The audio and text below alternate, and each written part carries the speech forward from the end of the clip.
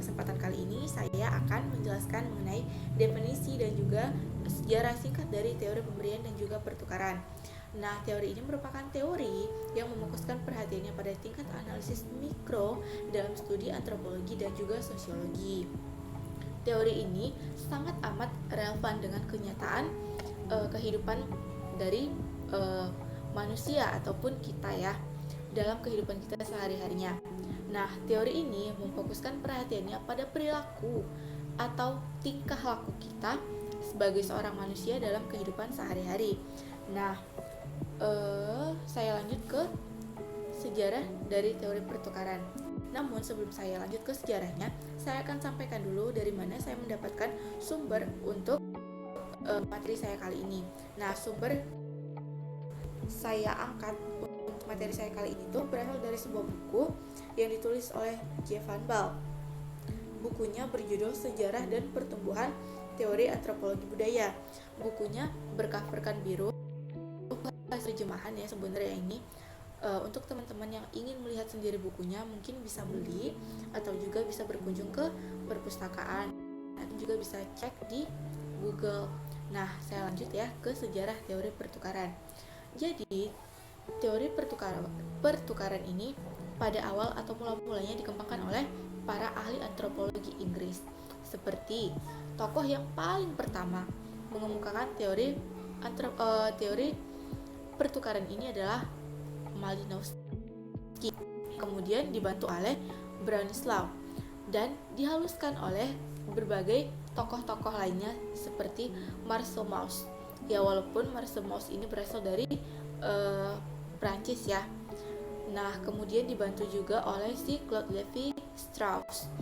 Nah, inti dari teori ini adalah bercerita bahwa manusia adalah makhluk yang mencari keuntungan, menghindari biaya, dan manusia dalam perspektif para penganut pertukaran ini merupakan makhluk yang pencari imbalan. Jadi seakan-akan di sini teori pertukaran ini menggambarkan bahwa manusia adalah makhluk yang tak pernah ingin mengalami kerugian. Oke, saya lanjutkan ke pembahasan.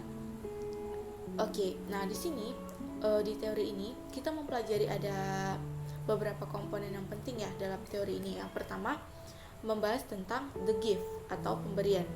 Nah, yang kedua membahas tentang exchange atau pertukaran. Oh ya, hanya dua poin penting ya di sini. Gift dan exchange.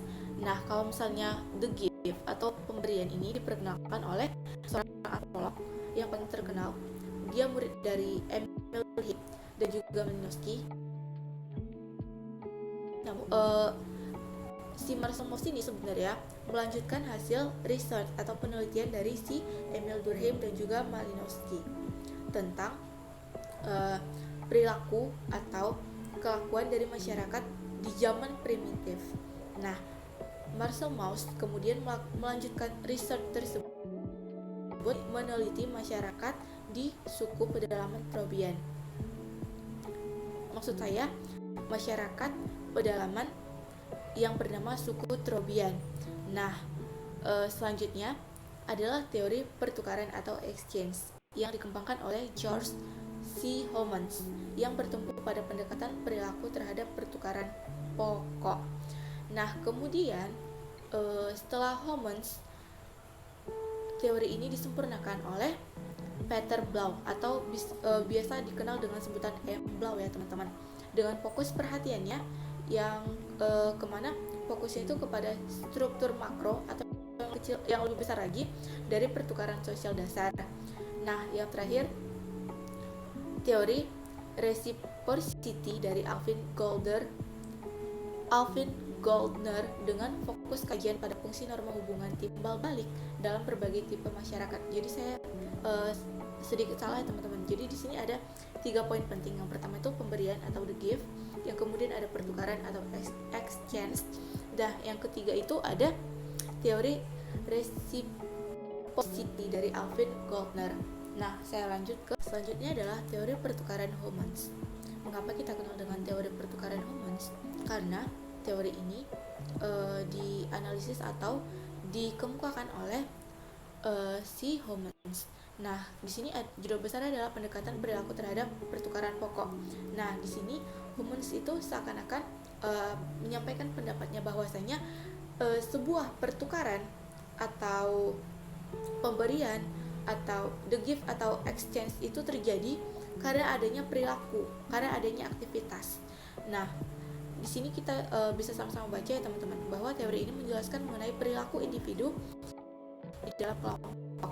Jadi dalam teorinya ini menunjukkan tipe penjelasan yang fungsional, yang menurutnya pola-pola pertukaran atau exchange itu harus dianalisis dengan memperhatikan berbagai motif dan perasaan yang terlibat di dalam aktivitas ataupun interaksi tersebut. Nah, selanjutnya adalah Peter M. Blau sebenarnya, atau lebih dikenal ya dengan sebutan Blau. Nah, judul besarnya di sini tuh munculnya pertukaran makro dari pertukaran sosial dasar. Jadi, di perspektif teori pertukaran Peter M. Blau atau Mr. Blau ini secara eksplisit memperlihatkan saling ketergantungan antara pertukaran sosial pada tingkat mikro dan munculnya struktur sosial yang lebih besar atau makro. Meskipun Mr. Blau ini mengakui bahwa proses-proses psikologi yang sadar menjadi landasan penting bagi hubungan sosial, namun dia hanya menitik beratkan perhatian pada asosiasi yang muncul dari transaksi pertukaran tersebut. Nah, dalam penjelasan teoritis ini, Blau menegaskan bahwa proses pertukaran dasar melahirkan gejala yang muncul dalam bentuk struktur sosial makro yang lebih kompleks. Jadi, singkatnya di sini, Blau berpendapat bahwasanya aktivitas tukar-menukar atau beri-memberi kemudian memunculkan suatu aktivitas baru atau kegiatan baru, yang dimana kegiatan ini bisa bersifat transaksi yang jika dibangun terus-menerus akan menghasilkan sesuatu kebiasaan baru yang akan berbuntut kepada yang namanya budaya yang baru pula dalam kehidupan masyarakat itu. Nah, saya lanjut saja ke teori pemberian oleh Marshall Mauss. Nah, Marshall Mauss sendiri mencetuskan pendapatnya pada tahun 1992 atau 1992, yang pada dasarnya dia berpendapat bahwa tidak ada pemberian yang cuma-cuma atau gratis. Di sini Marshall Mauss pendapat bahwa segala bentuk pemberian selalu diikuti oleh sesuatu pemberian kembali atau imbalan. Ia juga mengemukakan bahwa kebiasaan saling tukar-menukar atau pemberian adalah proses sosial yang dinamik yang melibatkan keseluruhan anggota masyarakat sebagai sistem yang menyeluruh. Jadi, Marshall Mauss di sini secara ringkasnya ingin menegaskan bahwasanya tidak pernah ada pemberian ataupun aktivitas gift, memberi dan menerima secara cuma-cuma. Jadi, tidak akan pernah ada yang namanya pemberian ataupun hadiah yang kita dapatkan secara cuma-cuma. Itu semua akan ada jeda di mana harus memberi dan di mana kamu harus menjadi si penerima. Dan selalu ada yang menjadi pendorong untuk seseorang menjadi pemberi dan juga menjadi si penerima. Nah, saya lanjut saja ke karena memang sudah selesai sampai di sini bagian saya, maka di sini saya ingin menekankan bahwasanya teori take and give atau pemberian adalah teori yang berkaitan dengan kehidupan kita sehari-hari. Karena di teori ini membahas mengenai yang namanya tentang motif seseorang dalam memberikan sesuatu kepada kita dan motif kita dalam menerima pemberian dari seseorang itu. Dan menurut para ahli, salah satunya Marshall Mauss mengungkap katanya tidak ada pemberian yang cuma-cuma, semuanya itu pasti selalu dilatar belakangi oleh sesuatu. Nah, dia juga berpendapat bahwasanya sebagai seorang manusia tidak ada manusia yang ingin dirugikan. Oleh sebab itu, segala bentuk penerimaan yang kita terima dari seseorang yang memberi haruslah kita balas pula dengan yang namanya sebuah pemberian kembali. Oke, itu saja penjelasan singkat dari saya mengenai definisi dan juga sejarah dari teori penerimaan dan pemberian ini. Semoga teman-teman bisa memahaminya. Untuk bagian selanjutnya akan dibahas oleh rekan saya, Karisma. Sekian dan terima kasih.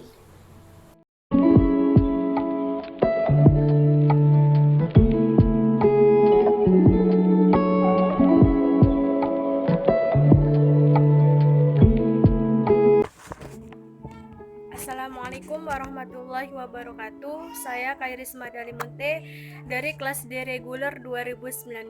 Di sini saya akan menjelaskan mengenai jenis-jenis teori pertukaran.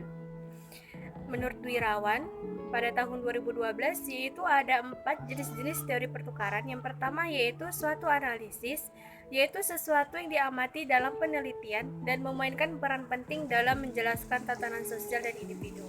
Maksudnya di sini yaitu dalam sebuah penelitian ia sangat berperan penting karena pertukaran ini dapat menjelaskan atau mendeskripsikan tatanan sosial dari individu maupun masyarakat yang melakukan pertukaran tersebut. Yang kedua, yaitu motif pertukaran diasumsikan bahwa setiap orang mempunyai keinginan sendiri. Setiap orang akan memerlukan sesuatu, tetapi itu tidaklah merupakan tujuan yang umum. Maksudnya seseorang yang melakukan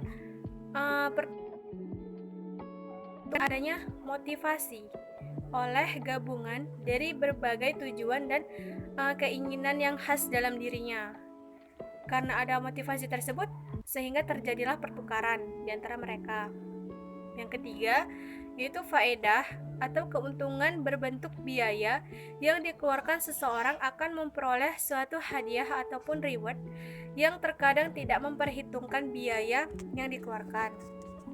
Maksudnya, seseorang yang melakukan pemberian suatu barang kepada orang lain, maka ia akan memperoleh keuntungan karena orang lain tersebut akan mengembalikan barang atau memberikan barang kepadanya itu dengan nilai yang lebih besar dari apa yang telah diterimanya gitu, sehingga akan mendapatkan keuntungan dari pertukaran tersebut.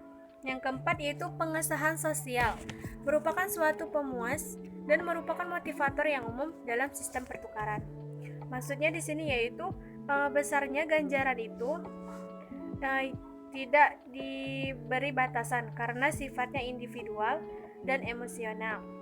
Reward ialah suatu ganjaran yang memiliki kekuatan pengesahan sosial atau social profile. Terima kasih. Demikian penjelasan dari jenis-jenis teori pertukaran.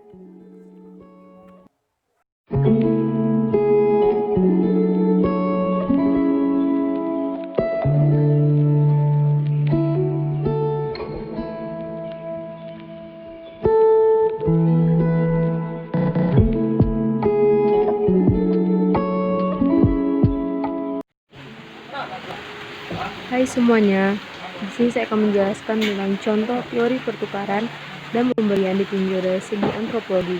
Sebelum kita masuk ke dalam contoh, di sini saya akan membacakan tentang dalam The Gift, Mauss menemukan 3 tipe kewajiban yang biasa memotivasi dan menginspirasi seseorang dalam proses pemberian hadiah. Ketiga tipe tersebut antara lain 1. Memberi, 2. Menerima, dan 3. Membalas. Komik 2007. Penelitian Mauss tentang pemberian hadiah inilah yang kemudian menjadi dasar untuk mengembangkan studi pemberian hadiah oleh para peneliti lainnya. Nah, di sini kita dapat mengambil kesimpulan bahwa jika kita memberi atau menerima, kita dapat memberikan pertukaran itu dengan membalasnya. Disinilah terjadi makna teori pemberian dan teori pertukaran tersebut. Nah, di sini akan dilanjutkan dengan contoh ditinjau dari segi antropologi. Nah, di sini saya memberi contoh teori pertukaran dan pemberian. Ditinjau dari kajian antropologi, Cikedol, hantar-hantaran. Dari sini dilakukan bertujuan untuk saling berbagi rezeki ataupun secara tidak langsung diikatkan bersedekah antara sesama. Di sini hantar-hantar tersebut terdapat pada budaya Melayu Asahan yang dimana dilaksanakan pada bulan puasa. Adanya saling tukar-menukar antara masyarakat terjadi. Hal ini yang berkaitan dengan teori pertukaran dan pemberian. sistem barter budaya masyarakat petani yang seperti kita ketahui ya pada masyarakat tersebut. Pemberian hadiah atas penghargaan diraih seorang individu atau kelompok dapat diambil contoh pada siswa yang mengikuti lomba yang membawa prestasi. Wajib memberi prestasinya tersebut.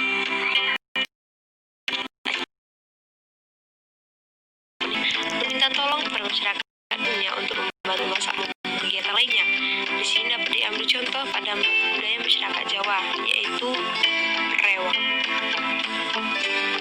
Nah, sampai di ujung pembahasan pada kesimpulannya, yaitu tidak ada pemberian yang cuma atau gratis, karena segala bentuk pemberian selalu diikuti sesuatu pemberian kembali atau imbalan. Dapat dibaca ya teman-teman semuanya. Terima kasih. Sampai di pembahasan terakhir. Selamat menonton teman-teman.